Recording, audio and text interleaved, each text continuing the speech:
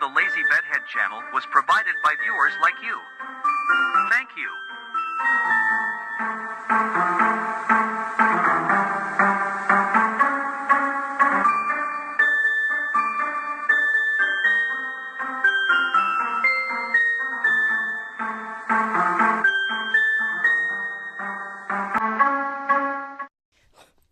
I'm the old Norm. I want normal cartoons. Hello and welcome. Why should I worry? Okay. You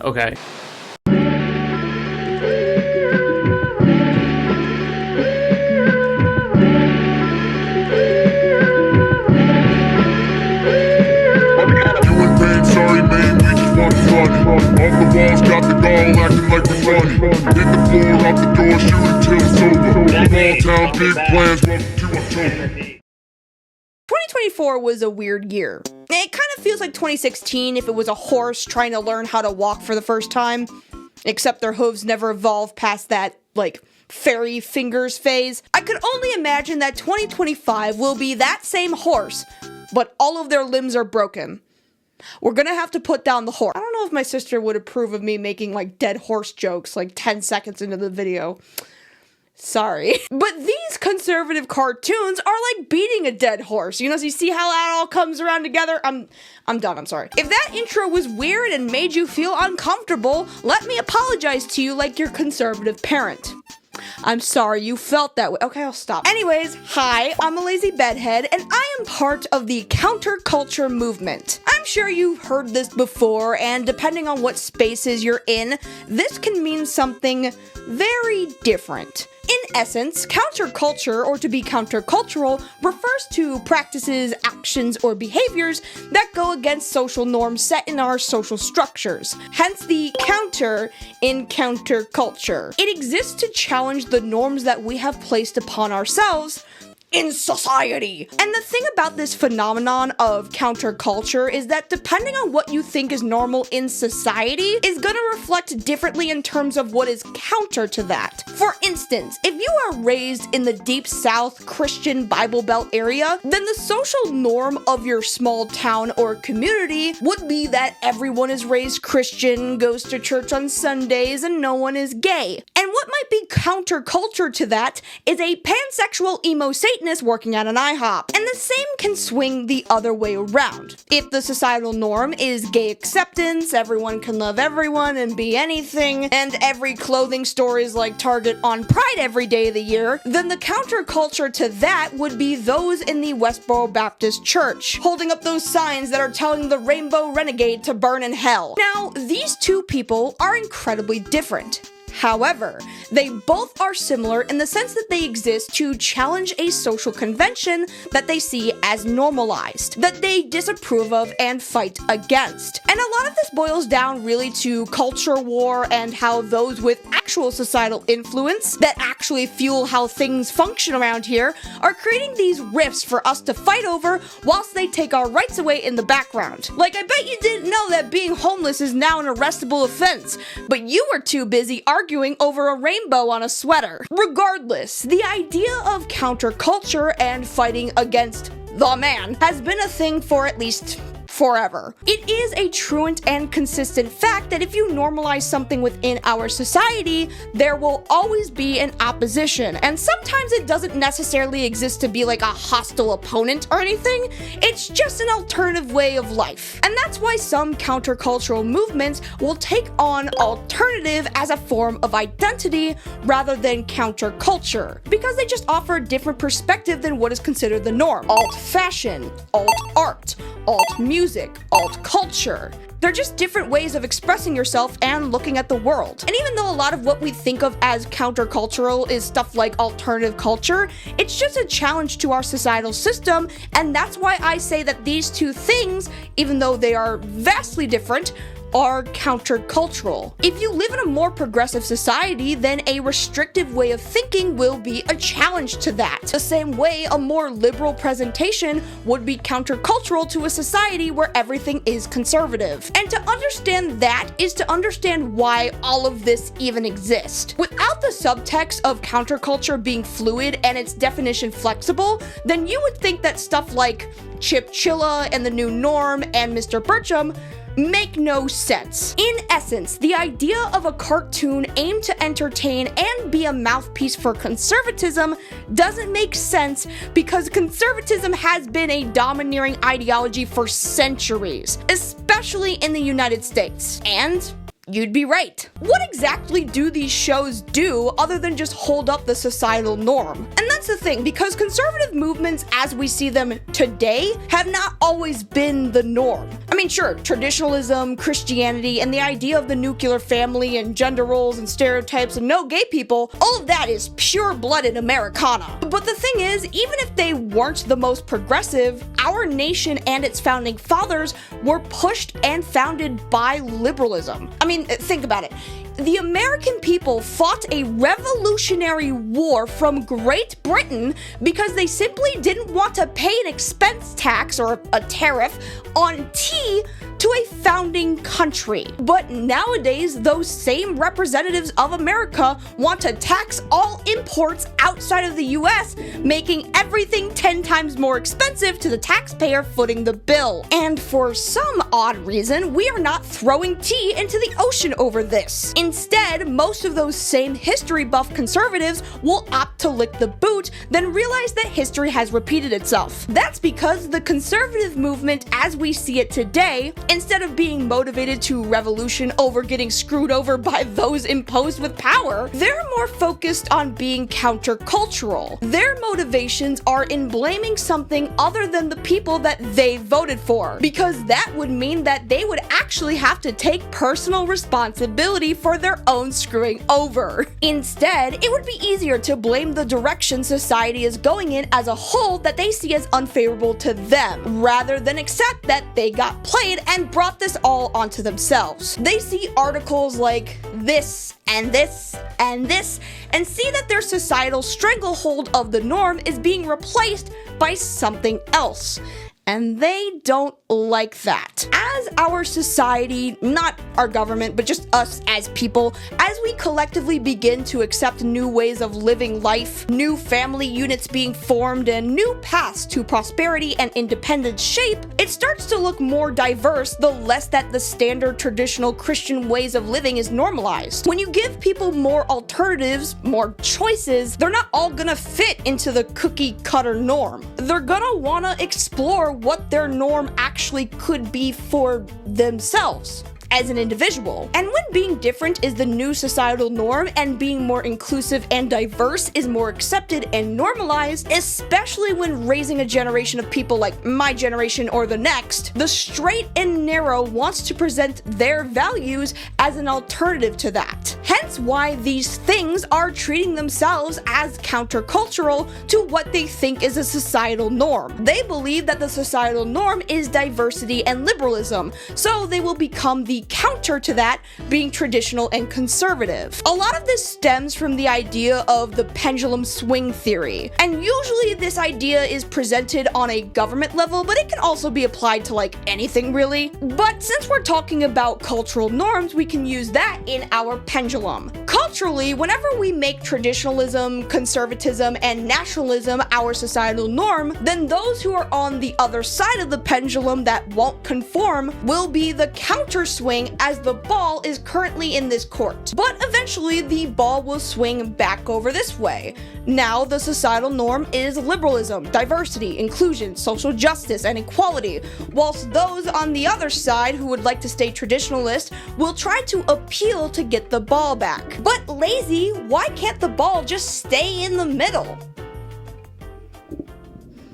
We don't have enough dead, greedy CEOs, that's why. Anyways, I'm sure you can tell already, but today we're going to be talking about this weird trend of conservative-funded and created cartoons that are directed at either kids or adults to tap into the pendulum begging of, please give us the ball back, we want to be socially relevant again. But before we begin, I would like to preface this video by saying that we're going to be going over the cartoons that I haven't talked about already, though we aren't going to be talking about the new norm again, which I'm thankful for because then I don't have to acknowledge that this is a thing. Like, y'all are just sucking each other off at this point. Also, most of these are placed behind paywalls, and the last thing I want to do is spend any money for this video on the Daily Wire Plus. Doing that would literally be my 13th reason why, so I decided to pirate them. Sorry? Also, I will be live reacting to one episode per show that we will be talking about, and if you want to see the full reactions to that, you can go over to my Patreon and spend only $1 to view some of our exclusive content. I'm not just doing podcasts anymore, like I'm doing full-on like Patreon only videos too. It's great. So anyways, let's talk about these weird cartoons. Starting with... Now, you may notice that there are a few shows on here that are hosted by The Daily Wire. For those of you who aren't aware, The Daily Wire, with the tagline, "Fight the left with right values." It's very blatant and on the nose there. But this is Ben Shapiro's network, or at least he seems to be the face of it. Its sitting director is a guy named Jeremy Boring, who has the most unfortunate last name ever. I'll bring this up now since it's kind of the whole reason why the Daily Wire exists and why everyone associated with it does what they do. The people of the Daily Wire are commentators and columnists. That's basically what the Daily Wire is. It's a news organization, but most of their news is just opinion fluff pieces. When you put the Daily Wire in a media bias detector, which determines alignment of a news org based on peer review research and data collection, it shows a bias leaning towards the right or a conservative viewpoint. I mean, the tagline, like, come on people, pay attention. The Daily Wire's credibility is about as thin as a wire, with fact checkers and other journalists reporting that the Daily Wire has essentially taken news stories that are already reported on mainstream news and repackaging that into a narrow-minded, one-sided viewpoint. A lot of stories presented by the Daily Wire have oftentimes been found to have either been unverified or just straight up wrong, like their inaccurate reporting on COVID-19, their terribly misleading reporting in regards to news on climate change, and even this horrible racist report that the name Mohammed was a popular name in the Netherlands and apparently it's all immigrants' fault, which... even if that was true, which it's not. God, this is such like a non-issue to write an article about, but whatever. Now, the one thing I can give the Daily Wire is at the very least they do issue like corrections and update their articles when they are like inevitably called out, which most mainstream orgs don't bother to do. But obviously bitching about something as minuscule as the name Mohammed would steer audiences away. I mean, that specifically isn't why. It's because the Daily Wire's relevancy is dwindling. So much so that they resort to making TikTok reaction content to stay relevant. However, since their viewer base are people in the Gen X and older millennial demographic, they hate TikTok and think that it's a Chinese coup to make communism take over. So they're not really a fan of the Daily Wire entertaining that in any way. Plus, there was that whole thing where Ben Shapiro defended a healthcare CEO's AI algorithm that denied the mass majority of claims and killed its own paying customers, and there was a collective class consciousness within his audience. It was very funny. It's not left or right. It's not black or white. It's rich versus poor. Your true colors are showing. I'm not buying this left versus right shit anymore, Ben. I want healthcare for my family. Not gonna lie, these comments are making me feel patriotic as fuck. Remember, folks, Ben's not out of touch. He knows exactly what he's doing. He has more in common with the CEO than 99% of us. Radical change is not about the left or right. Just because the left likes something doesn't mean you have to instinctively hate it. Wake up and read the room, bro. My God, conservatives, liberals, and lefties are hugging it out in the comments. My God, this is beautiful. Take. I'm glad the comment section noticed. The CEO was actually a criminal. That's correct. That's correct. I say this as a conservative. Ben Shapiro needs you to hate anything considered left-wing. It's his entire business model, because he's a grifter. He will make a partisan issue out of absolutely anything if it can justify him putting another video out to continue stoking your rage. This isn't a left versus right issue, it's the working class versus the wealthy, and that's probably why you're trying to pretend it's something it's not. Hate to break it to you, buddy, but it's not just the left who's sick of this. Seeing rich people be so out of touch on this topic and be so clearly afraid of potential class consciousness truly fills me with hope. Will this last? Probably not. These people are very stupid. But anyways, the direction that the Daily Wire is taking by turning their website into a subscription service is mainly just because their relevance is fleeting. People have seen that they are nothing more than a propagation website that's credibility is rival to that of BuzzFeed. So they became the thing they always spoke out against. Because you see, what really put the Daily Wire out there, especially Ben Shapiro, was their media analysis, calling out all of the woke propaganda in our mainstream entertainment. And now they themselves are becoming that same entertainment with conservative propaganda instead. And that's kind of what everyone at the Daily Wire wanted to do anyways. Jeremy Boring, failed director. Brett Cooper, failed actress. Michael Knowles, failed actor. Matt Walsh, failed Dan Schneider. Teenage girls have been getting pregnant. It used to be more common. So to all of a sudden act like this phenomenon of girls getting pregnant at a young age that we consider young, 16 or 17, to act like it's a new thing is ridiculous. It's always been that way. Even biologically, and this is me just stating, right now I'm going to start by just stating facts. Girls between the ages of like 17 and 24 is when they're technically most fertile. Recently, in the last 30 years or so, we decided that that's way too young to start a family. Why? So what I'm saying is that the problem is not per se teenage pregnancy, it's unwed pregnancy. That's the problem in society. Even Ben Shapiro was a screenwriter whose career went absolutely nowhere. And you know his fallout was bad because not only did his cousin do better than him in Hollywood, but also the motherfucker is a Nepo baby. Ben's mother is a Hollywood executive and his father was a composer. And yet, he flunked in both music and in film. You can't get any more sad than that. So creating a media outlet comes to no one's surprise. That's all Benny Boy has ever wanted to do. The Daily Wire is full of a bunch of rejected theater kids, a pedophile, and a benzo addict yelling at clouds. But what was really weird to see was that they apparently made enough money from Ben Reacts on YouTube to have an animation department, which seems really random to have that also attached to this. Ben, where are we at? Fortnite.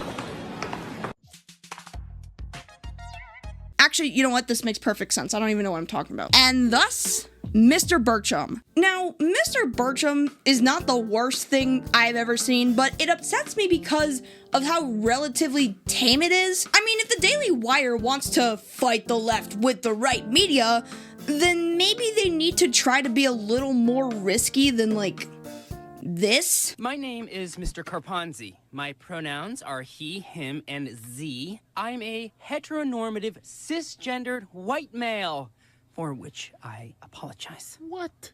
And I am presenting as a heteronormative, cisgendered male. This is what I mean when they say that conservatives can't write strawman characters, because you know damn well that the people over at Daily Wire legitimately think that people do speak like this, which I can rest assure you, as somebody who has actually lived in the real world and does go outside, they do not. Nobody is like introducing themselves like this, unless if you're like in one of those like LGBTQ circles where it's like name and pronouns to like introduce yourself or whatever. Other than that, like in regular fucking setting, not required. Nobody fucking talks like this. Mr. Birchum is about a woodshop teacher who is having a gay romance with the school counselor, Mr. Carponzi. And if you think I just made that joke to anger the conservative fan base behind this show, you'd be right. But also,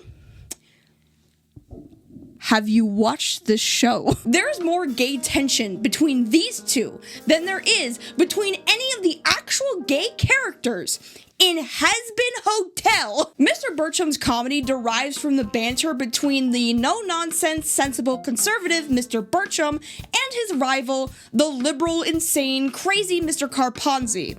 Except it doesn't really work because Mr. Carponzi, although obviously supposed to be like a liberal stereotype, doesn't actually do anything relatively extreme or offensive. Apparently, this show is too offensive for any mainstream media to pick up, so they shafted it to the floundering Daily Wire Plus. But the thing is, it's really not even that offensive. Hell, there's really nothing extremely political in this either, other than Green New Deal bad, Obama bad, and unions suck. And that's it? We're selling a dream of perfection, like fashion models who never gain weight, or Android phones that never crash. Or the Green New Deal. What the fuck does a kid know about the Green New Deal? Also, you know what's so funny about, like, conservatives being against the Green New Deal or whatever the fuck, and, like, shooting it down every time, is that they don't have an alternative option to, like, saving the climate around us, because everything is currently either on fire or drowning. You'd think that maybe if they disagreed to the Green New Deal, they would at least agree to something, and what they agreed to is letting corporations poison our planet.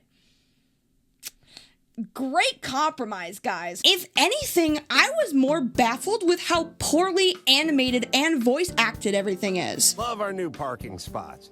This year, the school finally shows us they actually appreciate what we do. Okay, so I already have a couple issues. What is going on here? Okay, so I already talked about how the animation, at least for background characters, is super choppy. It doesn't get any better now that we get a full shot of the characters. Also, the choppiness of the animation is really coming from, like, the mouth movements, which I guess they didn't consider that to be, like, an essential, like, importance to the rest of the animation, which is fine because the rest of this does move fairly okay. It's just, it's very, very stilted animation. Like, it doesn't feel like there's very much liveliness in this, especially since there's only a slight bit of shading in the grass and, like, bushes area over here. But other than that, everything looks so bland. And for whatever reason, they decided to give voice acting roles to people who have never voice acted ever? I mean, I understand that that's, like, solely for name recognition alone, but, like, who the fuck gives a shit about Megyn Kelly? Like, who looks at Megyn Kelly being a part of a project that isn't, like, Fox News equivalent and thinks, oh wow, she's gonna be in that new cartoon, I hope she does a great job. Like, seriously, I cannot tell you anything about who the fuck Adam Carnolabar is over here, other than he was on The Man Show with Jimmy Kimmel like 30 years ago. He's probably just upset that this walking, talking soapbox has higher ratings and approval than he does, and that's why he decided to work under the Daily Wire. He's bitter. So this was something that I talked about when I made that video about the new norm, but a comedic style that these conservative shows try to do is the straw man comedy routine. You've seen this done before and better on shows like The Simpsons and South Park. South Park does have characters that are meant to be a satire or a straw man of leftist ideology. Characters like PC Principal, Strong Woman, Big Gay Al, Mr. Slave. But the thing is, even though these characters are stereotypical LGBTQ characters or like toxic social justice warriors, they're still likable characters that have an arc and that the other characters interact with and have funny banter with. You also get a sense that despite how over the top these characters are, that the people of South Park still respect them as members of their community, even having episodes where they meet a middle ground with each other. And don't get me wrong, it's not just the lefties that get this straw man treatment, whilst also being likable characters. Mr. Garrison is a play-on of grifters, people who will align themselves with whatever ideology they think will get them the most amount of attention. And yet, he's a staple character that has an arc. From finding out he's gay, to thinking he's trans, to detransitioning, to now being a Donald Trump impersonator. He morphs into whatever he wants to gain more likability, despite how downright stupid he is. Yet it works, because Mr. Garrison is hilarious. These characters are the equivalent of cardboard. We have the hearty conservative preaching teacher, his token black friend, so you know he's not racist, and the liberal who acts as an opposition. And this is all they do for 6 fucking episodes. Obviously, the goal of this show, by making Mr. Birchum the main protagonist, is to have him seem like the more sensible of the two. Hard ass, but reasonable, and who you'd be rooting for. But in the first episode, he drowns a child's phone in sawdust and gives someone a penalty for barely finishing their question? What if I have to? Or if you ask dumb questions. Donkey. Okay, so far, this donkey system, I guess, is a penalty system for being disruptive in class or whatever. But he literally just gave this kid, like, donkey points or whatever the fuck because he tried to ask a question and he didn't finish. You didn't let him finish the question. He also gives a penalty to someone politely asking to just use the bathroom. What's only true enemy is the donkey. I discipline based on the donkey system. I hand out donkey points when you act stupid, abuse the tools, or I just don't like you. It's called the donkey system because Democrat. The other thing about the comedy of this show is that all of the comedy is just like the donkey system. It's a one-note setup. Now, I'm not demanding, like, highbrow, clever complexities in a comedy show coming from the Daily Wire. I think even asking for that is expecting too much. But this is, like, it's funny because Democrat. It's funny because he asked for consent to shake someone's hand. Do I have consent to shake your hand? No. Oh, hell no. Even though I'm pretty sure people already do that. Like, you know, when people are like, put her there, like this? Is this not like code for can I shake your hand? Like, whatever, I don't know. It's funny because dead horse? Who'd you have to win? Sure thing. Whoa, what the fuck? The first cutaway gag of this show is a horse being shot. It's funny because horse gets shot, I guess. I'm laughing because it's just so absurd. Like, what do you mean?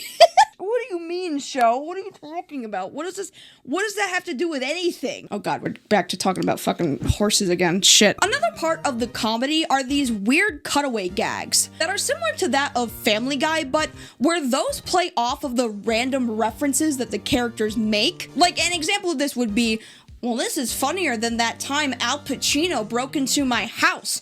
And then they play off of this by, like, having Al Pacino, like, sing about Dunkin' Donuts or something. You see, the joke here is that Jack and Jill is a 2011 comedy starring Adam Sandler. It's playing off of the absurdity of the statement and presents the most exaggerated case scenario. But here, the joke is just, hey, remember that time you were really bad at gambling? And the cutaway is a horse getting shot.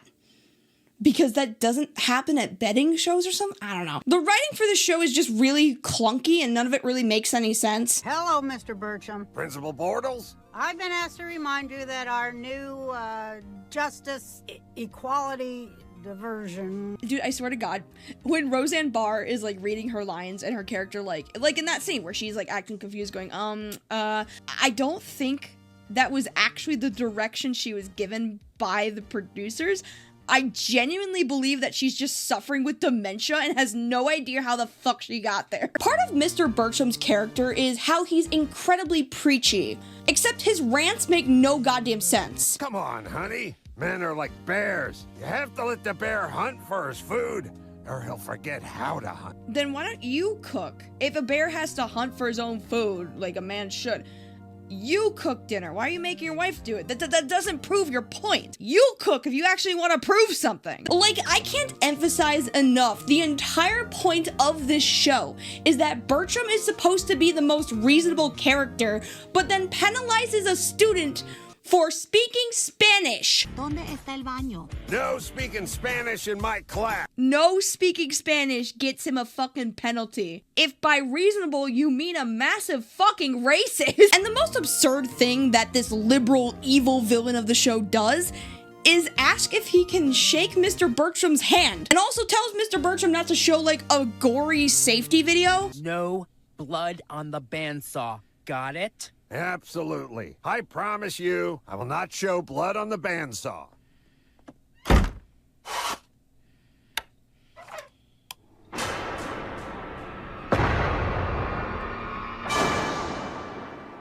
The wood shop isn't just a place to cut wood and build. It can be mighty dangerous. Not my thumb! I'm going to resist making the plague moth joke because it's getting old. You know, people like Mr. Birchum normally comes across as the type of people who their children stop talking to when they get older. Like, I really don't understand why they would make this guy so unlikable, that they would make him revel in the fact that he's so hated as a teacher. Like, this is the Daily Wire, right? Where conservatives are the superheroes saving the world from the evil liberal propaganda or whatever. Why is our main character such an asshole? Is this supposed to like reflect on the fact that they themselves are also extremely unlikable? Is this just a self-reflection of the fact that most people don't fucking like conservatives? Usually in adult comedies, there's a running A plot and B plot. The A plot is Mr. Birchum intentionally failing his students on purpose, only to get them to come over to his house? There is a way. You can still pass my class and get out of the corral. Show up at my house at 0 Light 30 this Saturday for a donkey workday. And you can learn some actual building skills. This is a top secret extra credit op. If I get a call from any of you donkeys' parents, you'll never leave the corral again. So those are middle schoolers. May I remind you, he's a middle school teacher asking a bunch of middle school children to come to his house without their parents' permission. Yeah, somebody keep an eye on him. That's a bad sign. What does getting you coffee teach us about building? Then I'm less likely to fail your terrible workmanship if I'm properly caffeinated. Okay, yeah, no, that guy's a groomer. You look out for this guy. He's not safe. And the B plot is Mrs. Birchum and their daughter selling real estate or something. But these two plots are interrupted by other things that should have just been their own episodes, but are crammed into here. Like how Mr. Birchum doesn't like his son's Twitch career, or how Mr. Carponzi is trying to get rid of Mr. Birchum, or how this daughter character is mad about a fireplace being painted white? Like, do any of these actually have, like, any relevance to the main setups of the two A plot, B plot? No? Okay, then I don't fucking care. She covered up a clear mahogany mantle with white paint. Well, that's just a crime against wood. That's what I said. Ugh. Yeah, and your weird little wood obsession literally just cost your mom money that she could use to pay the mortgage. I guess have fun being fucking homeless, I guess. Oh, did you guys think that Mr. Birchum was the main breadwinner? Bitch, he's a fucking middle school teacher. You know, I have to point this out, right? For a show that has an independent woman contractor bringing in $2 million, potentially being the main breadwinner, having a husband that is a middle school teacher that makes significantly less money. Pretty progressive for the Daily Wire, I have to admit. The issue with this show is that it wants to have all of this stuff happening in one running plot line, but this stuff is so distracting and nonsensical that you don't know how it's supposed to connect to anything. Carponzi wants me fired because he thinks I'm too tough on my kids. Yeah, dude, because you told a bunch of middle school children to come to your house without the permission of their parents. You are literally a fucking lawsuit waiting to happen. That is objectively a creepy thing to do. So even though Mr. Birchum lured a bunch of children to his home without their parents' permission, was flat out racist, and showed gore to children, he somehow doesn't manage to lose his job. He does get suspended though, so in the end, I guess there are consequences to trying to lure and groom children. Mr. Birchum suffers from the one cardinal sin of a cartoon comedy.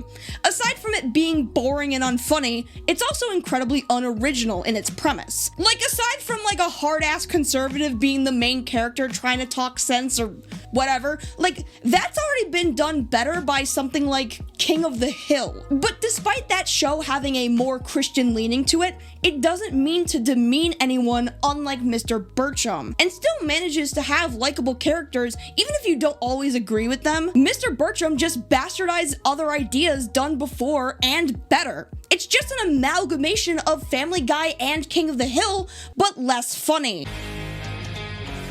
Okay, I can't decide if the Birchum home is either a blatant ripoff of either the Simpsons house or the Family Guy house or the American Dad house. To be fair, they all kind of look the same, so I guess this isn't really a ripoff. But, like, you've seen this house before, right? I'm not going crazy. Like, this is totally, like, completely an unoriginal space that they'd created. Half of the show's jokes are either one note or humor that is completely ripped off of anti-SJW cringe from 2016, making everything that the show has to say already old and outdated. Because of this, the show has no sense of identity whatsoever. It's just a sad carbon copy of shit that was successful before it. Because the show doesn't aim to tell a compelling narrative or even be a propaganda piece, it clearly just exists to make money. And considering that it came out as a paid exclusive to motivate sales for Daily Wire Plus, it's becoming incredibly obvious that this was just made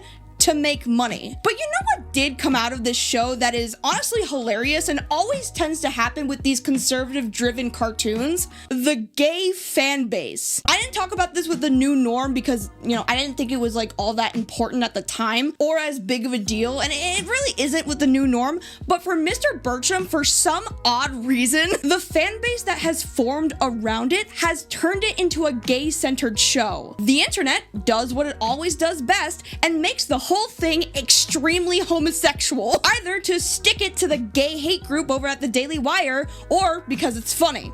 And it is. What's funny is that even though this show clearly has an intended demographic, even the demographic hates this show. They're bored. They find the way that the show looks to be bland and lazy. And with a net worth of over $200 million, this just isn't passable for the Daily Wire. Like, even if I don't like Ben Shapiro's show or Matt Walsh, at least I can say that they have a well-lit set and good visuals. Their shows look professional. There's like production value there. Meanwhile, this just looks like lazy MS Paint animation. But then, like, why did it end up like this? And why is the internet ripping it to shreds? It's because this whole show exists not just for the sake of making money, but also out of spite. Remember, these are failed Hollywood hacks that have no business or talent in the industry, trying to prove that the industry just lucked out on us. They didn't accept us because of the liberal propaganda in Hollywood, and we didn't stand behind it, so now they blacklist us. Rather than just admitting like that you people aren't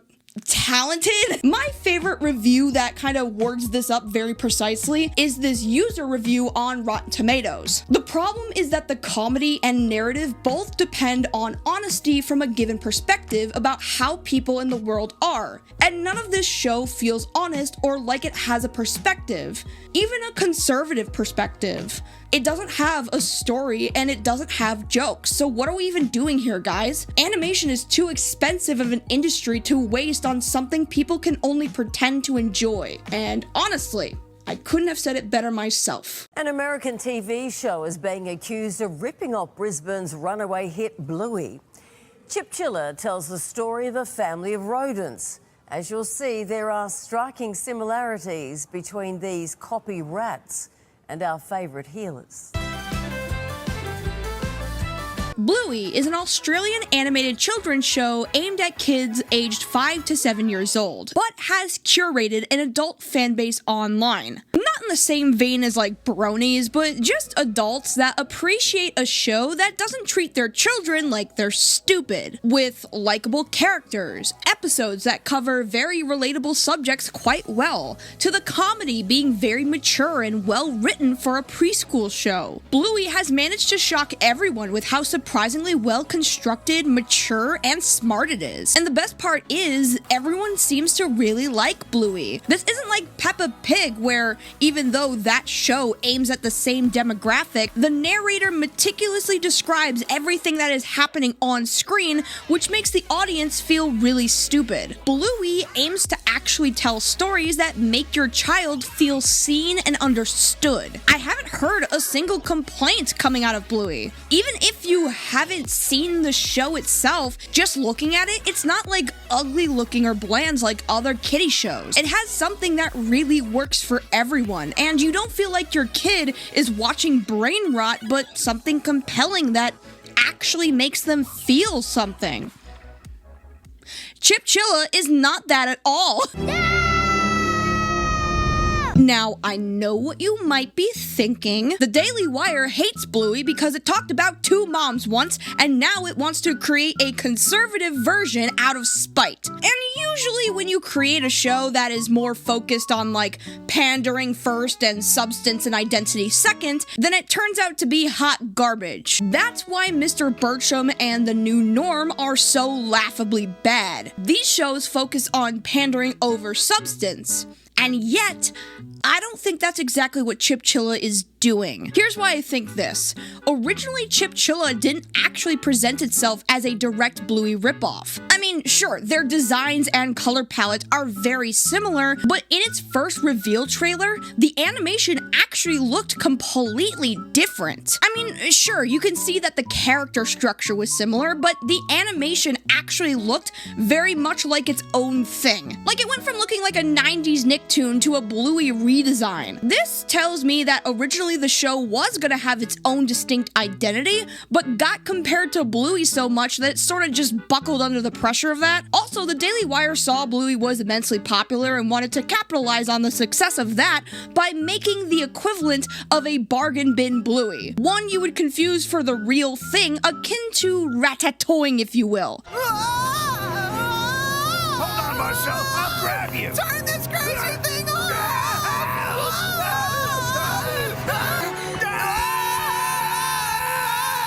Okay, that comparison is probably too harsh, but you get what I'm saying. It's basically the we have Bluey at home kind of thing. Here's something else to consider. Even those at the Daily Wire aren't confident in advertising this as the conservative Bluey copy, which usually it would not be wise to take Daily Wire at their word on anything.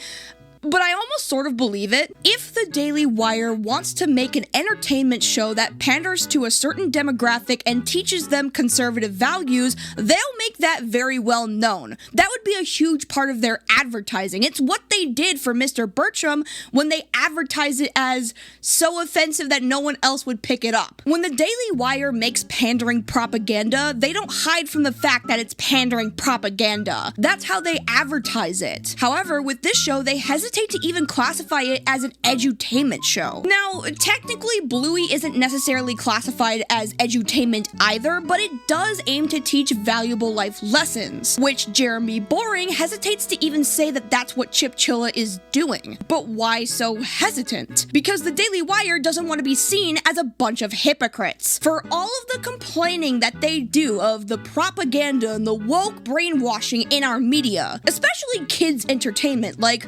Arthur with the gay rat wedding, or Steven Universe, or whatever show just so happens to have gay representation that they complain is woke ideology. And as much as they complain of that being pushed onto children, it's really hypocritical that they create a show that is full of anti-woke propaganda and Christian ideology that is pushed onto children. That would be stupid. No divisive narratives, no insidious ideologies. Right, because a cartoon dog having two moms is like the equivalent of a black hole opening up right next to the earth. Like, you have to understand that people like Ben and Jeremy are on that woke brain rot where they look around at everything around them and they try to find what's woke about it. They have like woke paranoia or something. It's like those nerdy dude bros in nerd communities that think that a black character in a video game is woke, or a black Little Mermaid is the end of all human existence as we know it, or that blackwashing is evil woke corruption in our media,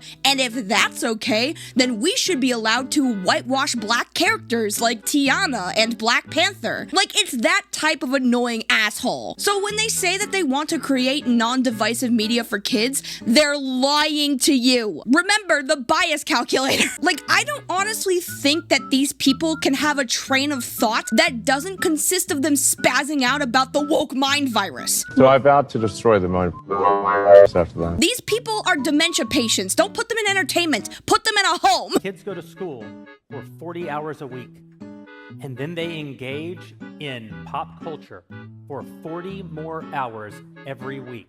That means for 80 hours of a child's week, you are turning them over to the left. A great parent might take their kid to church for 1 hour or 2 hours or 3 hours a week. The other 80 they're watching Disney. The other 80, they're online. The other 80, they're in public schools.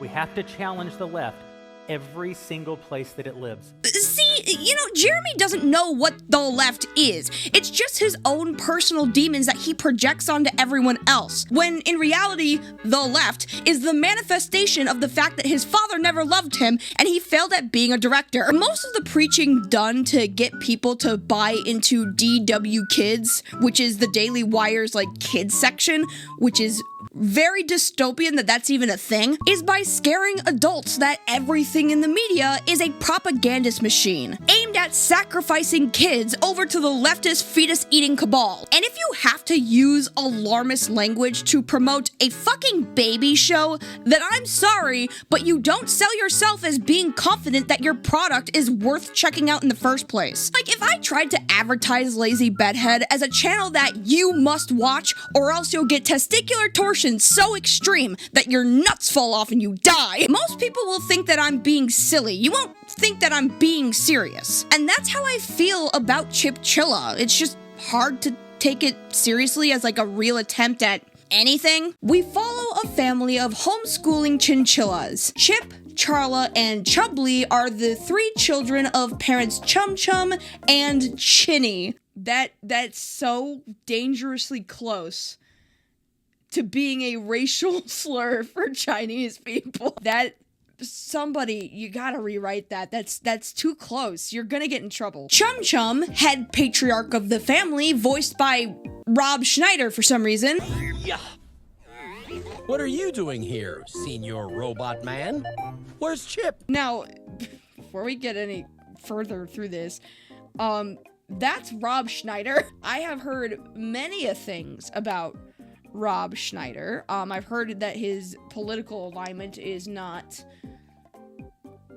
great, but agree to disagree. But I have also heard that apparently he was incredibly abusive in raising his kids. I think his daughter came out on a podcast or maybe wrote a book about how terrible it was being a celebrity's daughter. You are a daughter of Rob Schneider. Yep. I go for 4 or 5 years without talking to my dad. Put out my record and people finally started asking about my dad. My dad called me and was like, "Don't fucking talk about me in the press." I was like, get fucked. If I would ever spend a summer with my dad, it would be on a movie set. I would just get lost in the shuffle. If I ever messed up a shot, if I ever was talking, I would get in fucking trouble. Did you ever feel like you guys could connect, or it was just more of Not till I was much, much older. I was a really, really heavy child. My dad sent me to fat camp, and then I got in trouble one year because I sprained my ankle and I didn't lose any weight. Very toxic and very silly. I had already started getting tattooed, and it was 108 degrees, so I was having to wear sweaters because my dad was very anti-tattoos or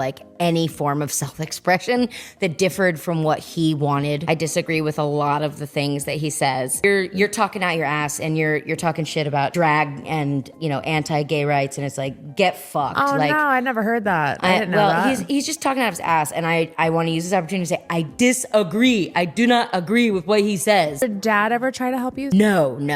He never helped me. I never wanted his help. He also didn't have a very good reputation. I don't want to be associated with him. Good reputation as in working with him? He just not nice. You can want someone to change so much. You can't control anyone else's actions. You can't control people's feelings. All you can control is how you react and what you do with your feelings. And sometimes I fucking boil up and I boil over and I fucking bust my lid. You try every different angle. I would try letters. I would try soft. Yeah. I would try yelling. Yeah. It's just well, see, look, you're yelling. Really putting shit out there right now. Okay. But my dad forgot about every single birthday. I spent my 18th birthday in a summer school and they brought me cupcakes and I came home. My dad forgot my birthday. You're killing my fantasy of Rob here. I'm so sorry. It's over. It's done. It's over with. I'm so sorry. I'm Team L all day. And he was at the time one of the bigger SNL people to have come out of the Adam Sandler friend group. He was with them on Grown Ups up until Grown Ups 2, where I think afterwards Rob Schneider had a mental breakdown or something and started just going full MAGA or something. I don't know. He is a weird guy, but he's apparently a dickhead. So, it's no surprise that the Daily Wire would hire him. Educates and entertains his children through pretend games that are meant to kind of teach life lessons with literature or world history. Now, in theory, this could work in a similar vein to something like the Magic School Bus or Brain Pop. However, these history adventures or literary allegories just don't make sense to the lessons that they're trying to teach. Like, they try to do an episode that teaches Chip that he needs to pick up after himself via the story of the fall of Rome. But my empire is too big and powerful to worry about that, right? Right? These grapes are good. I love grapes. Wait, so are they trying to claim that the fall of Rome was because of barbarians coming in and taking everything? Because that's not necessarily what happened. Like, there was a plague, and then there was like tons of corruption up in the higher echelons of the Roman Empire, and then there was also like Christian nationalism because they were taking that shift from like Greek gods to like Christianity.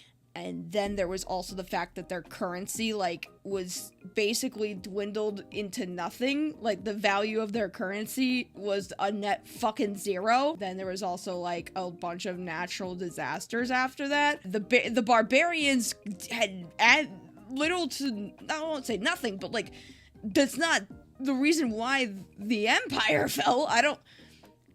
I think you're misremembering that. Which doesn't make any sense. Like, if you don't clean your room, you might have sex with your sister and get stabbed by your constituents who don't like you. Like, I get that's not, like, the point that they're going for. It's more like taking personal responsibility. But, like, it's just forcing a single narrative onto literature and history with only this one perspective. Even though stuff like the fall of Rome or Frankenstein or the Odyssey just have so much more meaning behind them. Like, I swear to God, Epic the Musical explores more complexities in the Odyssey story than this does. What I will say, though, is that I don't completely hate all of these characters, like, right off the bat.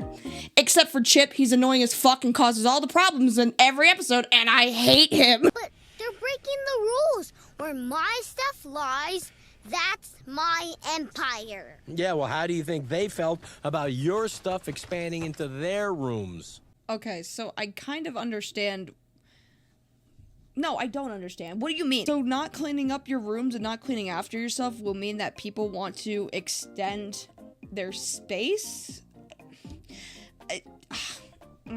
I get what they're trying to do. I just don't, again, I don't think the Fall of Empire story was the solution to that. You could have explained that story in so many other ways that wasn't the fall of Rome, especially since you got the story of the fall of Rome completely fucking wrong. I guess the animation isn't terrible. Like, in comparison to Mr. Birchum, this is leagues better, but that's just because they're ripping off the Bluey art style, and that art style is objectively gorgeous. So, like, I don't know really if I should give it props for being better and looking better than Mr. Birchum when it's blatantly just ripping off an art style that's not theirs. There's an episode about teaching the importance of even the littlest jobs and how every job serves an important purpose. And they do this by not showing how important Chip's chore is and just telling him about the story of Johnny Appleseed.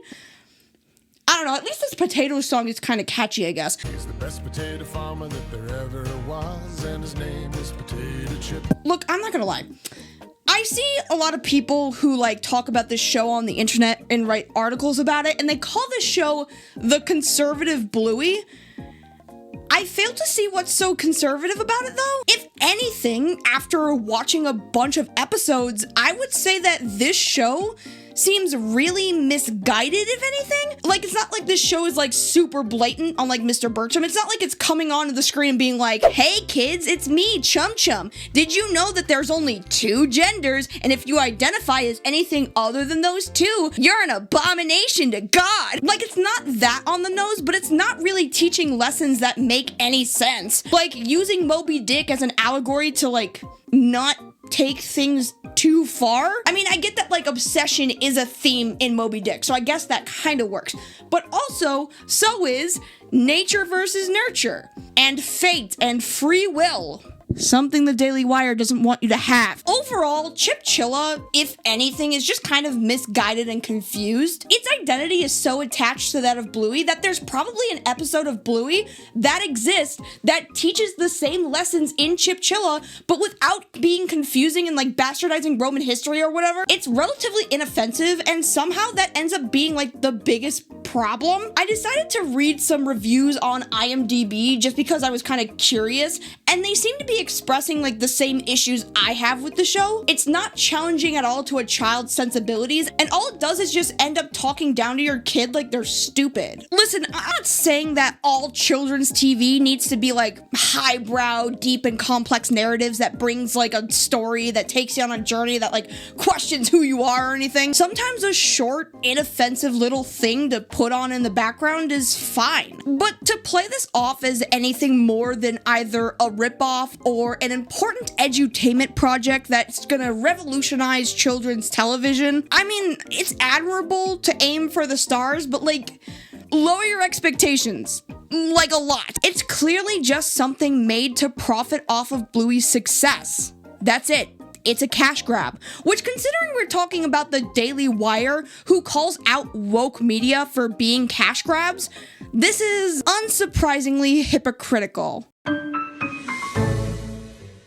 Now, here's one I don't see people talking about too often. Leo and Layla History Adventures is actually a PragerU product that was released under their kids branch because nothing says, keep your leftist political agenda away from our children, than for companies like the Daily Wire and PragerU making specific products for children. The rules for thee but not for me kind of mentality. Now, PragerU is interesting because PragerU is actually a non-profit organization, and despite it being called PragerU, as in Prager University, it's not actually a university. It's actually the conservative fever dream of Dennis Prager, aka Reject Bib Fortuna. But I will admit, I really need men.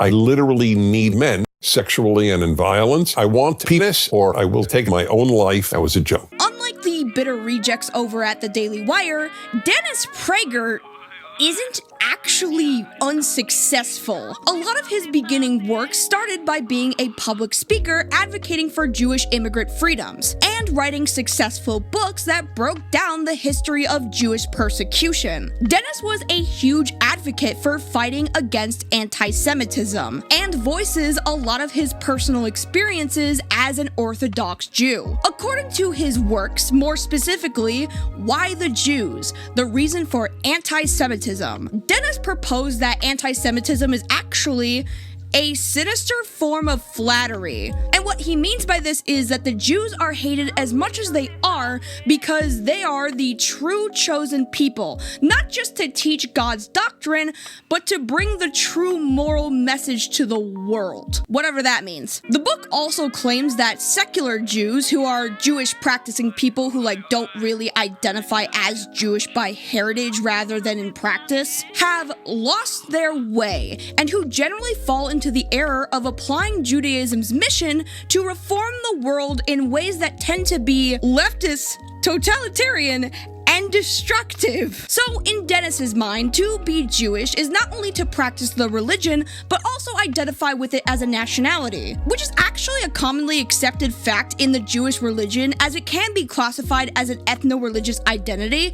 However, in Dennis's book, he further expands upon this idea to say that not only are Jewish people a religion and an ethnic group, but also a nation. And that thought process more heavily aligns with Zionism. Dennis also claims that speaking out against Zionism is the same as being anti-Semitic. So I'm sure you can probably guess how he feels about Israel bombing the shit out of women and children in Gaza. Also, according to Dennis, Judaism should never be leftist and should always aim to be conservative, despite the Torah literally allowing things like abortion. So that's probably what he means when he says that the left is taking over Judaism or something. Dennis has also claimed that recognizing same-sex marriage would be the fall of Western civilization. He also thought that the first Muslim representative to be sworn into Congress on the Quran instead of the Bible was apparently a, quote, concern.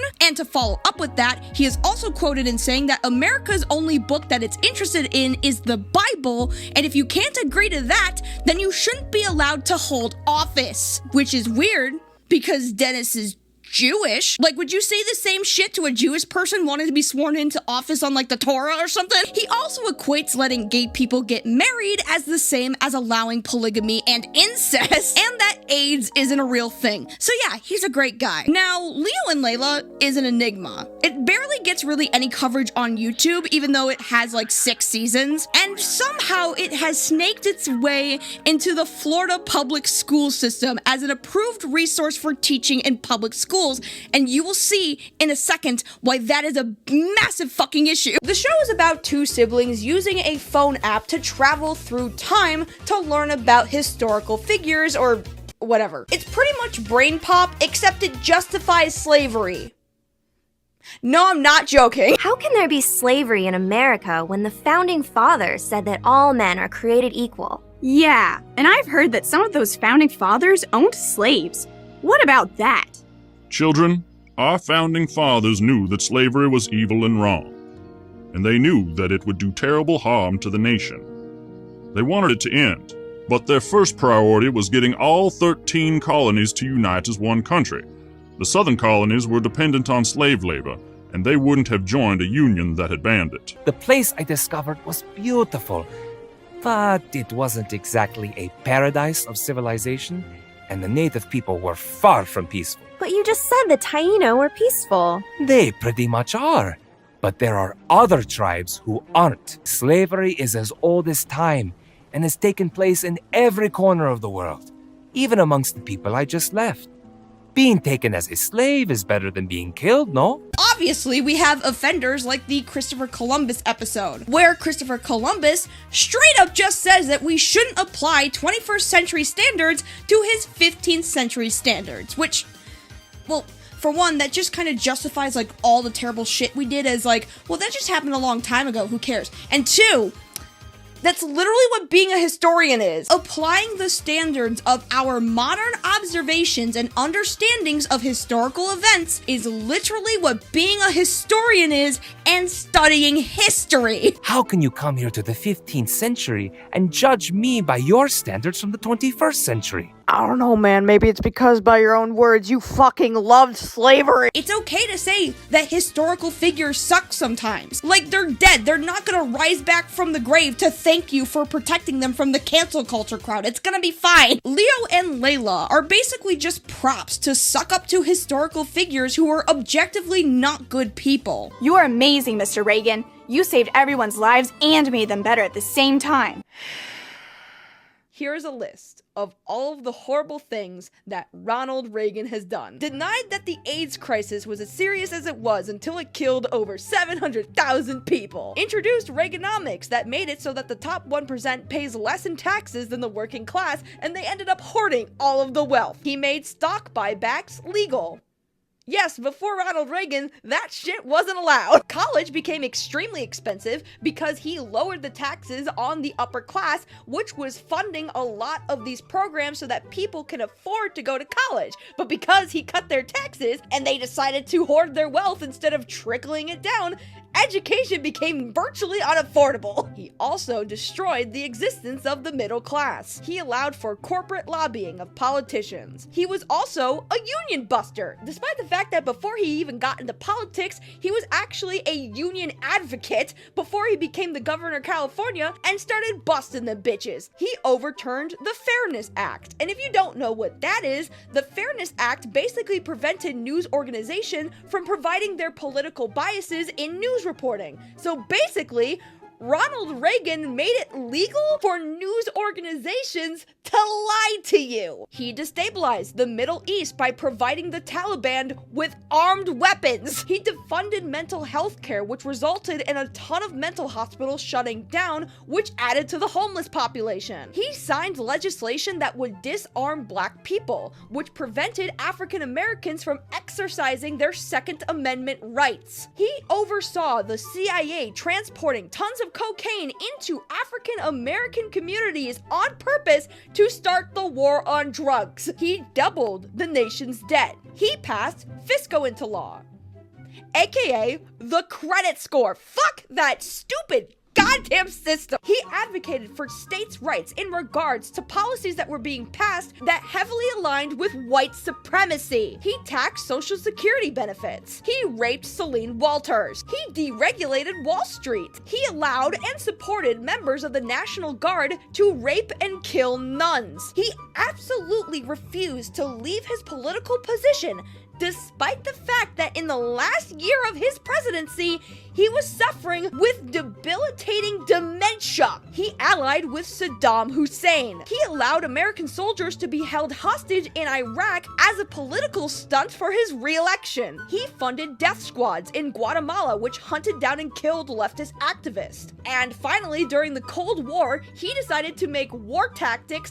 based on the advice of a fucking psychic. The best thing that man did was die. But aside from just like blatantly getting history wrong and telling a biased version of historical events, this show is so cheaply made that anything looking like this would be guaranteed canceled before their first season could wrap up. But somehow it got 6 and is allowed to be used to teach kids in public schools in Florida. No way. I don't mean to pause 8 seconds in, I'm sorry, but what is happening? Holy shit. Hey, Leo. Hey, Layla. Why are you pulling down our neighbor's fence? Sorry, I don't mean to pause every fucking second. Oh, it's the first line, and I can already tell it's like the same fucking person. What the fuck? Also, the animations are so stilted. Like, half the time, these characters don't even move their pupils. Their eyes are just fixated in one spot the entire episode. And most of the educational parts of the show is just these characters standing around with a historical figure as they give their autobiography for 10 minutes.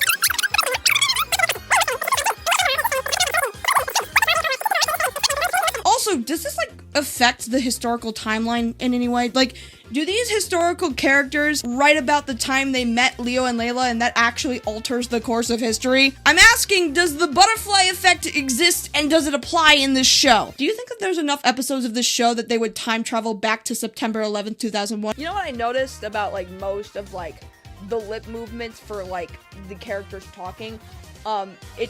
They literally, all they did is just flip the smile upside down.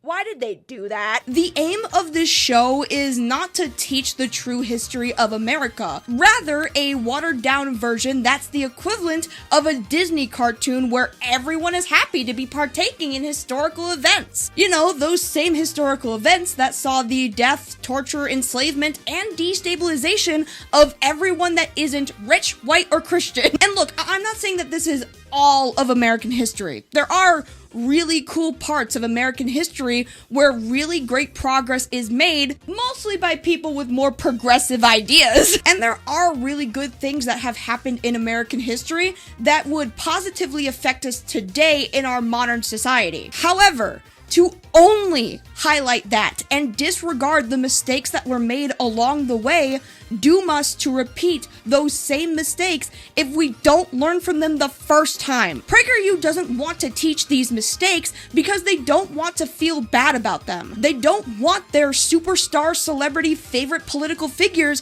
to be viewed in a negative light. So they only highlight the good things that these people do and disregard the things that might not be so favorable in their narrative. narrative. And that's all they're really trying to do with this. They're trying to paint a narrative. And their idea of being like non-political and being neutral and bipartisan about history is by playing devil's advocate for fucking slavery. It's to uphold American patriotism. And in doing so, they lie by omission. They want their version of the true history of America to be real so badly that they will label any criticism or glaring dark spots in our history, like slavery or segregation, or ignoring serious physical and mental health crises, or funding terrorism, or inciting violence, or drug trafficking, or impoverishing the mass majority of the country as liberal propaganda. And that is just so pathetic. Like, saying that not everyone is a fucking saint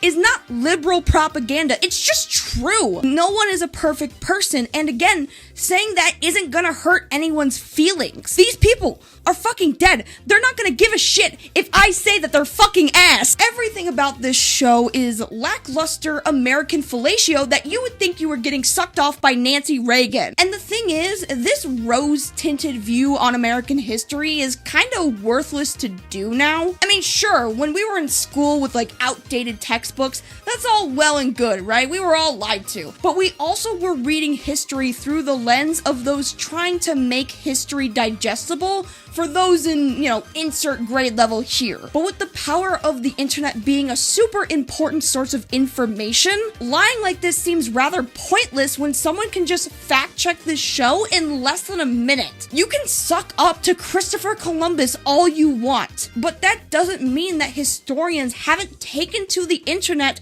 to write articles about real history. Just because you make an episode sucking Ronald Reagan's dick, that doesn't mean that there won't be a recommended podcast episode of The Dollop with Patton Oswalt going over how terrible he was. Like, the internet is not only accessible, but it's forever. And the information of the truth of our history is cemented online. And this show doesn't and will never combat that successfully. When money is controlled, money is corrupted. When money is controlled, money is corrupted. So I debated whether I really wanted to talk about the Tuttle Twins because technically speaking, the Tuttle Twins aren't like conservative, more so libertarian, which I'm told apparently there's a difference, but the only real difference I was able to find is socially liberal, governmentally conservative or something. So they're just a bunch of conservatives that really like to smoke weed. And the only reason I really wanted to talk about this series is because, well, straight up, this show directly advertises and pushes for children to invest into cryptocurrency. No, I am not kidding. So, how do we make money that's easy to carry but hard to create? Well, one solution is Bitcoin. I created a digital currency. Digital money that can be sent directly from one person to another without any bank or government involved. And the best part? It's hard money. It's the hardest money ever invented! Libertarianism, in like its briefest description, is an ideology that focuses on individual freedoms over all else, with the central government having the absolute bare minimum power over what people do with their lives. And I'm sure that that sounds appealing to people who are sick and tired of our government taking away freedoms that we are entitled to, like marriage rights, medical access for all, and things that should be a basic human right. But what American libertarians want their focus for less government interference to be on is usually with corporations. See, if there's one thing that libertarians love more than individual freedoms, it's capitalism. And if the government just keeps telling corporations what they can and can't do, that's like the opposite of capitalist freedoms, and they don't like that. This is why tech bros and corporate CEOs like Elon Musk and Jeff Bezos identify so heavily with this ideology, because under an ideal libertarian system, the government would have very little overreach on their business practices, but would get involved if it means like protecting their private properties or something. And deregulation of their business practices means that they can more effectively and heavily abuse the working class or destroy the planet if it means that they get more profits for themselves. Under this structure, nothing should stop the American entrepreneur from using their resources to enact their will, such as if Elon Musk had the resources, the monetary means, and the accessibility to put neurochips into monkeys' heads and murdering a bunch of test monkeys, then the government should not intervene in that, even if doing so is a sin against monkey kind. I swear to God, if Planet of the Apes ever became a real thing, Elon is on Caesar's fucking hit list. Elon is like the Joseph Mengele of monkeys. Enter this weird show, hosted by Angel Studios and created by Connor Boyack. Interestingly, the Tuttle Twins was a best-selling series of books that teaches kids about how the real world works, such as the US economy, the government, and personal responsibility. And if you read anything on Connor Boyack, you'll come to find that he thinks very highly of himself. I'm addicted to changing the world for the better, one lifetime at a time. Sir, you write books for kids? And what's funny is that they're books that talk about things that kids don't give a shit about. For instance, the ABCs of the economy. This is under their toddler section, by the way. Is a toddler gonna give a shit about the economy? The 1, 2, 3 of the Bill of Rights? Sir, my son is shitting himself right now. Do you think that this little guy right here gives a shit about the Bill of Rights or knows what that is? I don't even know an adult that knows what the Bill of Rights is. Do you honestly think that a toddler is gonna understand the complexities of the Bill of Rights? I don't even know many adults that know the entirety of the Bill of Rights. See, the reason why I wanted to talk about this, even though it's not technically directly conservative driven, is because the Tuttle Twins and Connor are very keen and open on getting kids ingrained in this line of right-leaning thinking when they are very, very young. At least with Chilla, they use history and literacy as an allegory for life lessons. It's never directly pushing for conservative talking points on the kids. It's the same with Leo and Layla, but they're just doing a whitewashed history lesson to make white people feel better about history. This is straight up just ripping open the Communist Manifesto, adding in a bunch of pictures, and then dumbing it way the fuck down. I mean, shit, they even made a kid's version of Jordan Peterson's 12 Rules for Life. I'm not even fucking kidding. It's called the 12 Rules Boot Camp. It's very clear that these books and the show that's based off of it do not exist for the entertainment of the viewer, but it's for those who buy them. It doesn't exist to instill critical thinking into children, but to feed them a narrative that their parents are comfortable with them hearing and parroting. Weirdly, the show that is based off of these books actually looks nothing like the original books. Maybe it's because there's an actual budget attached to it from Angel Studios, which is the company that is also responsible for that piece of garbage. That's a video for another time. But this is also in association with Swan Bitcoin, so it's going to suck its dick very, very hard. I feel like it being already in association with a Bitcoin or a cryptocurrency is already a bad sign that this is not going to criticize the market at all. But regardless, the Tuttle Twins TV show takes a dramatic turn from the book counterpart. Rather than have our titular characters Emily and Ethan be white like in the books, the show instead portrays them to be of Cuban descent, except for their dad. Now, since those right-leaning on the political spectrum tend to be extremely combative against diversity and representation of other peoples and cultures in our media, this is actually a pretty bold step, except for the fact that this change is only really done to bash Cuba and their communist government. They didn't do this for the sake of giving Cubans a family that represents them, but rather to be used as a mouthpiece for the talking points and viewpoints of white men shitting on their country. The equivalent of this would be if Cuba decided to make a cartoon,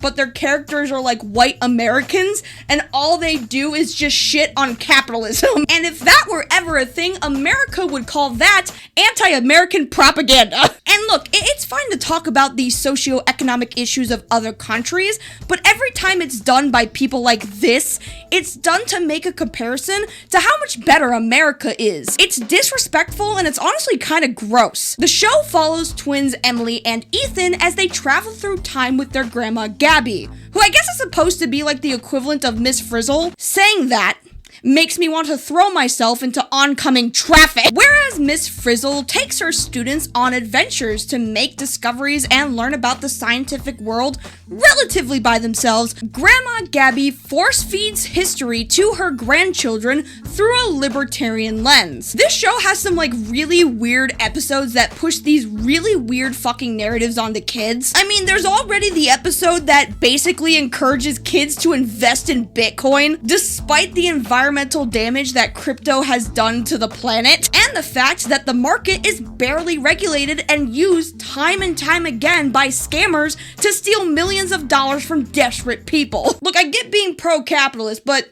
then there's promoting a scam.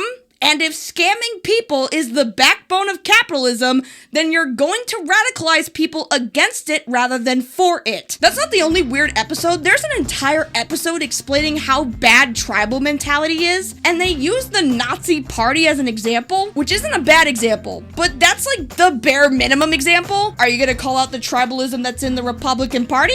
No? Okay. Also, the teacher is George Washington for some reason, which I don't know what George Washington would know about Nazis, because, you know, he's kind of dead by that point. A big lesson plan that is brought up over and over and over again is how bad socialism/communism is, because even though those things are like completely different things, apparently according to these people, they are just one and the same. How bad communism is in Cuba. Why socialism is bad with William Bradford? Wrestling communism with Karl Marx. But here's the problem with all of this, right? Children don't fucking give a shit. I could get into like how a lot of the reasons that communism encounters the issues that it presents in the modern day, and a lot of this is due to a great amount of American overreach, but it doesn't even matter because even if I did, a child is not gonna give a fuck. They have an episode with Frederick Douglass about overcoming victim mentality, which is so fucking disrespectful, considering that he was an abolitionist who for most of his life was considered less than a person with no rights under the powers of the government that he was forced to live under. He didn't get over the fact that he and his people were less than a person because he just got over the victim mentality. He did so because his people needed civil rights, otherwise they were gonna be illiterate, tortured servants for the rest of time. He talked about the 4th of July as a time of mourning for himself and his people, how he didn't respect the founding fathers and called them hypocrites for speaking of freedom, but then denying that for his people. I don't know, that just sounds like a bunch of bitching and whining to me. It's almost like he preached about how he himself and his people were victimized by a bunch of white people who excluded them on purpose so that they would be treated like property. Damn, what a whiny little victim. He's certainly stuck in the victim mentality, so let's not bring up any of that and instead highlight how he would sometimes work hand in hand with slave owners. You see how he got over that victim mentality by working with people who saw him as less than human? What a chat! This show also pulls a Nancy Reagan and sucks up to the former president by making the point that great people can sometimes do bad things. And their comparison to this was MLK! I cheated on my most important college paper. I broke my wedding promises to my wife. I preached that people should be judged by the content of their character, not by the color of their skin. Show us who's behind door number 3. You chose Dr. Martin Luther King Jr.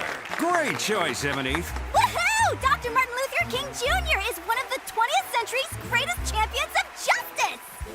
That was easy. We won! Not so fast. Let's find out who's behind the other 2 doors. Dr. King? Seriously? Yes. He belongs in the Hall of Influence. The national debt increased by over $1 trillion during my presidency. Some of the legislative decisions I supported funded criminal activity. My policies helped bring an end to the Cold War and made America thrive economically. They're all the same person, aren't they? Surprise! They're all the same person! Ronald Reagan! Man, Reagan did some great things. And some not so great things, too. This isn't as simple as I thought it'd be. The suspense is killing me.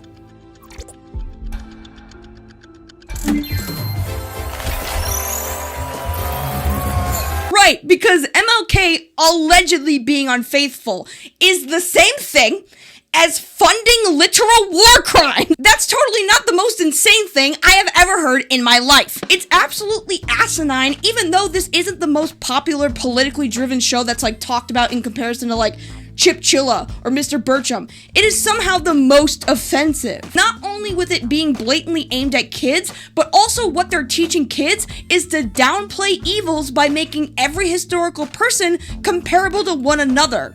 Unless, of course, they're communist, in which case they're the most evil people in history. Again, these people are fucking dead. They're not gonna personally thank you and give you a pat on the back for defending their honor. Stop being a fanboy for politicians. It's fucking weird. Kids don't care.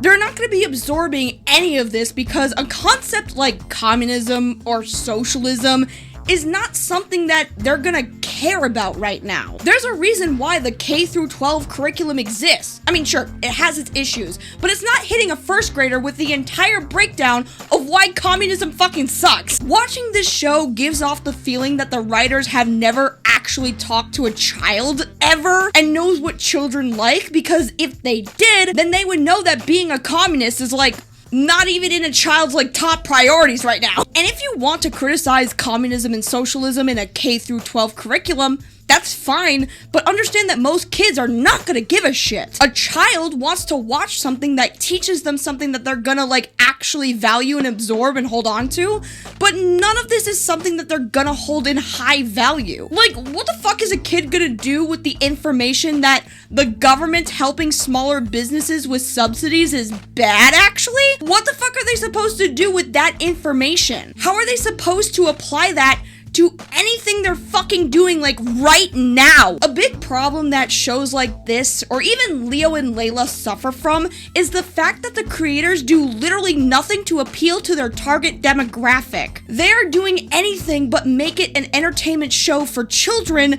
They're just making a product for their parents so that their kids can learn a certain way that their parents approve of. And for all of the bitching that the right does about compelled speech ruining our society, how about compelled learning? How about compelling someone's way of thinking to be exactly like yours and not their own? It's like perpetually living through your own children by having them think and spout your ideology. I'll just put it this way.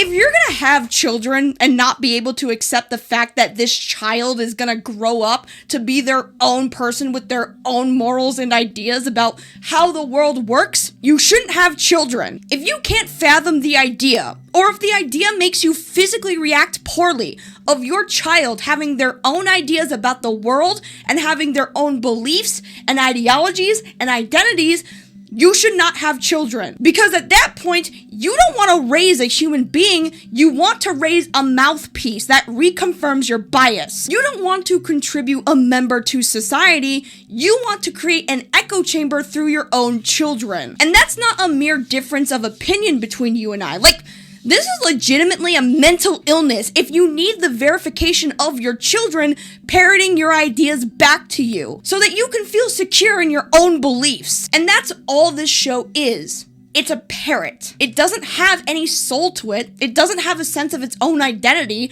It doesn't have a sense of challenging different beliefs. It exists to create a child echo chamber, to teach kids at a very young age to only have one narrow mindset of how the world works. And whatever this world is that they want to create is one that I don't want to live in. All of the conservative cartoons that we discussed on this channel today all just exist, again, to be countercultural in the sense that the writers feel that they have to make these shows to combat the woke societal norms that they see as tainting our entertainment. They are the self-proclaimed better kids cartoons, or the funnier and more offensive adult comedies. They exist as alternatives to things that are already popular, and because of the free market, I think they should have every right to exist as is. You know, healthy competition and whatnot. Let the viewer base and the public consciousness decide their success. Can I just say though, it's just really fucking weird. But what all 5 cartoons have in common is 2 essential points that aren't even really subtle and are just blatantly obvious. 1, they either exist to curate a religious or political perspective, and 2, they just want to make money. Which I know it seems like I'm saying that a lot as like a negative thing, and I'm not saying that you shouldn't make money off of your work.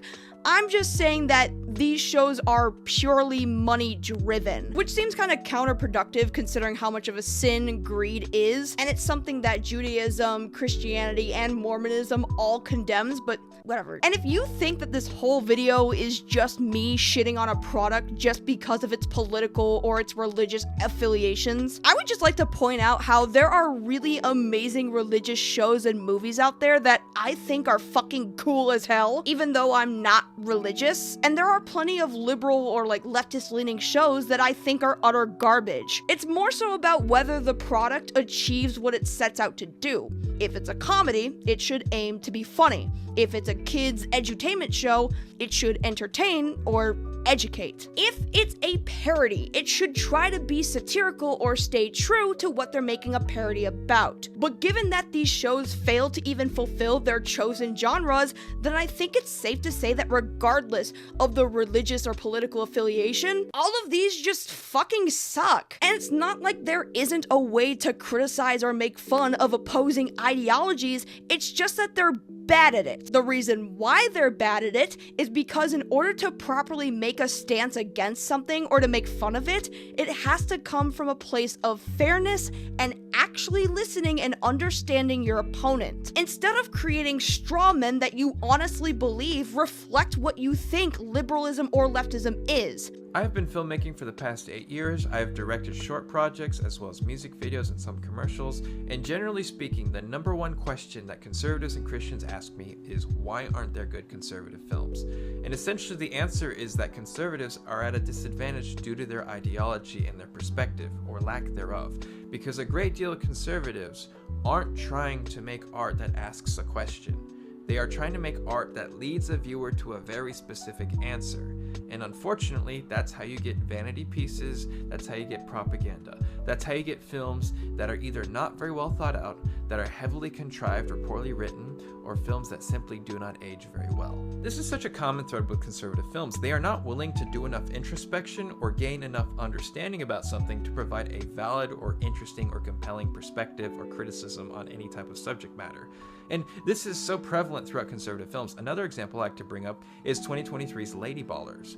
It's supposed to be a comedy, sure, but comedy is always more interesting if it's a punch up, not a punch down, and if it comes from a position of understanding. Someone who understands your culture and roasts it is always more funny than someone who doesn't understand your culture and simply roasts a stereotype about you. Truth of the matter is that these films will slip through the cracks of time and they will be forgotten because they don't provide any interesting insights, they don't provide any new perspectives, a lot of them are rehashes of older plots, and it's not really compelling because it doesn't come from a position of understanding. If you're conservative and you want to make a film that people will still watch 100 years from now, it has to stand the test of time, which means that at its core, it needs to provide insight into truth.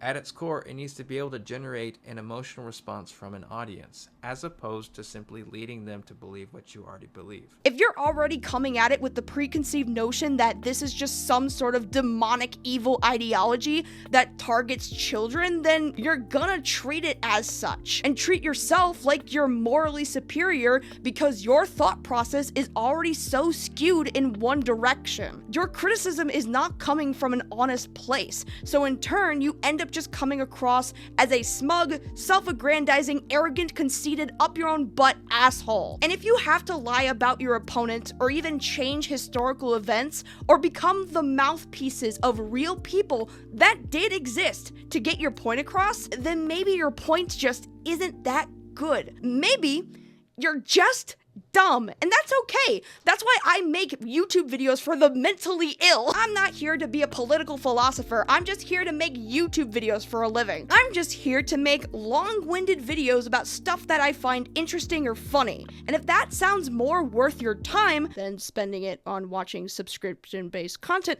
then you should subscribe to me, because that will always be a free option. However, if you do want to throw your money away for some reason, you should chuck it into my Patreon page for exclusive videos, behind the scenes stuff, podcast content, and a little drawing of yourself. Speaking of which, a special thank you to Sasha Henriksen, Winona Ramona, Kit Luna Jade, Gremlin Absolute, Yerba, Mushroom Shaped Void Eyes, Tusky, Draco System, Average Corn Worshipper, Snoozing Scribbles, Please Play Lisa the Pointless, It's Really Good, Peach Reaver, Vetra Vacarian, Meekwood, Moomin, Red Blaze 27, Reginald Rensington, Demibird Does, Carbon IML, Alder Garaby, Fandom the Hoe, Mellow Milo, John X Woodcat, Walls X Migraine, L Peace,